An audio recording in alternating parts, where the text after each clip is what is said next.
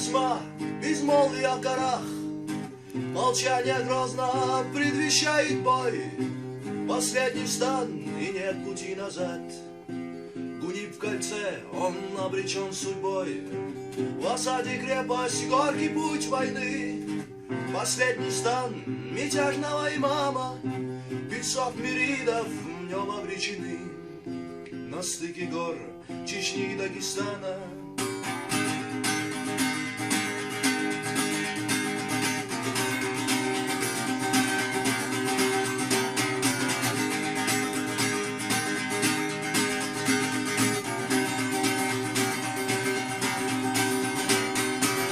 Последний штурм, полки врага бессмертны, сурова участь неприступных стен.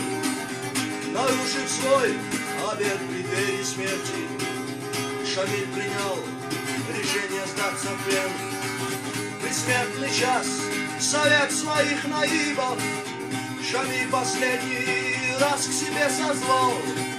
И сроком с безысходностью смирившись, наибом, обратясь, имам сказал: сыны Кавказа, войны ислама, сыны суровых, непокорных хор. Здесь много лет кровоточила рана, таков судьбы жестокий приговор. Мы бились за свободу столько лет, Кавказ в огне весь пламенем пылает. Но этому конца и края нет. Погибли мы, как нам и подобает.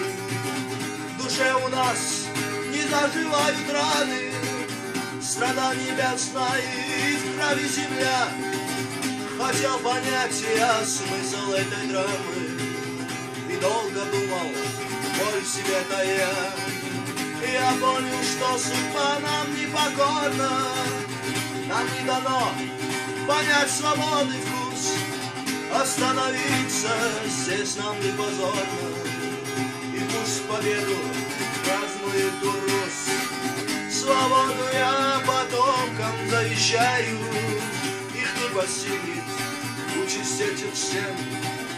А я свой путь сегодня завершаю. Вновь принято решение сдаться в плен. Не выносите смешных приговоров, мои наивы, в этот трудный час. Теперь смирившись с горестной судьбою, мои мириды, я покинул вас. И стан врага направился Шамиль, исполненный тоски главой поникнув. И Байсангур другу в бешенстве вскочил. Наиби, мама, ярости окрикнул: Шамиль, остановись хоть на мгновение. Ты в плен сдаешься проклятым врагам. Остановись, ты не найдешь спасения.